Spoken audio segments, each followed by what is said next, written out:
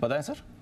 पॉलीकैब यहाँ पर फ्यूचर्स में बिकवाली करने का है, नो प्राइस फॉर गैसिंग, और उसमें तो कोई सवाल वो नहीं था ये। और दिक्कत ये है कि लोग फंस जाएंगे इसमें। Yes sir.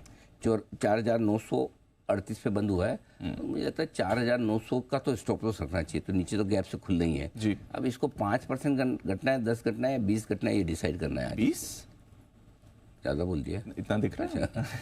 वाई नॉट, क्यों नहीं? एक्चुअली है ना, सवाल है ना, क्या हुआ पहले तो ये समझना। परसों हमने स्टोरी डाली थी कि पॉलीकैब में जो इनकम टैक्स की सर्चेज हुई थी उसमें काफ़ी कुछ ऐसा मसाला मिला है जो कि ठीक नहीं है। उसके बाद स्टॉक गिरा भी थोड़ा क्या अच्छा खासा। फिर कल कंपनी की तरफ से खंडन आया कि नहीं ऐसा कुछ भी नहीं, ना हमें अभी कोई नोटिस मिला, ऐसा कुछ भी नहीं है, खबर गलत है।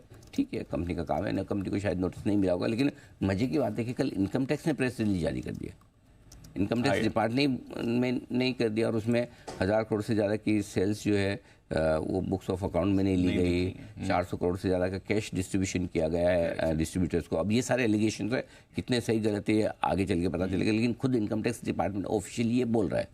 तो ऐसे में क्या दो चीज़ें थी, एक्चुअली गवर्नेंस इशू हो जाता है यहाँ पर। अब उससे कंपनी को बाहर निकलना जरूरी है, चलो वो अपनी जगह, फाइनेंशियल इशूज अपनी जगह, गवर्नेंस इशू।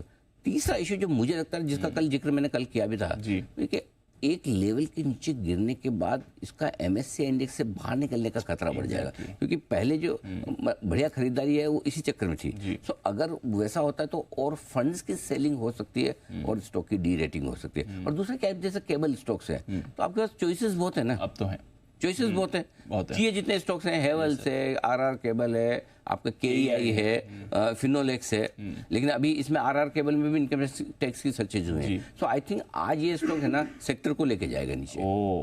सभी पर। हाँ, अच्छा दूसरी चीज़ है कि मुझे बताओ कि अगर खराब खुलता है 10%, 5%, 15%, तो खरीदना कौन चाहता है? वो बड़ा सवाल है। ज़्यादा से ज़्यादा कोई वो फंड खरीदेगा जिसने 5,000 5,500 में लेके रखा है, ठीक है, तो उसे एवरेज करना है कि भाई चलो ठीक है, कोई एक ये व्यू लेके यार ठीक है ना, 1,000-1,500 करोड़ कौन सा बड़ी बात है, एक ये व्यू भी हो सकता है, ठीक है, इतना हो सकता है। लेकिन पॉइंट ये कि अगर ये प्रूव होता है कि ये काम हो रहा था, तो फिर गवर्नेंस के एंगल से बहुत सारे फंड नए आएंगे नहीं, और स्पेशली लोकल फंड्स का आना मुश्किल है। सो आई थिंक ये आज का सेशन बड़ा इंपॉर्टेंट है इस स्टॉक के लिए, लेकिन डी रेटिंग होगी, इसके चांसेस हैं। पहला स्टॉक ये है आज, ठीक है। दूसरा स्टॉक एक और है सेंको गोल्ड। आज इस स्टॉक में भी बड़ा एक्शन दिख सकता है। तीसरी तिमाही का जो क्वार्टरली अपडेट है बड़ा जबरदस्त है, टाइटन के बाद छोटी कंपनियों से भी बड़ा एक्शन होता हुआ दिख रहा है। और दीप इसमें मैं पहले तो लेवल बता दूं, 725 के स्टॉक लॉस से खरीदिए, 748, 755, 765 के तो दिन के टारगेट है। हो सकता है बड़े टारगेट्स के लिए भी ये स्टॉक भागता हुआ दिखे, कोई बड़ी बात नहीं, 5-7% आराम से चल जाए तो कोई दिक्कत वाली बात नहीं है, क्योंकि टाइटन के क्वार्टरली अपडेट के बाद लगभग सारे स्टॉक्स जो है, चाहे वो आपका कल्याण हो, ये दूसरे सारे हैं जो ये तेज दौड़ लगा रहे हैं, ये अकेला ठंडा पड़ा हुआ है पिछले हफ्ते भर से, 4-5% से ज़्यादा भागा नहीं है। तो मुझे लगता है आज इसका दिन है, आज इसका 100 मीटर की तेज दौड़ लगाने वाला।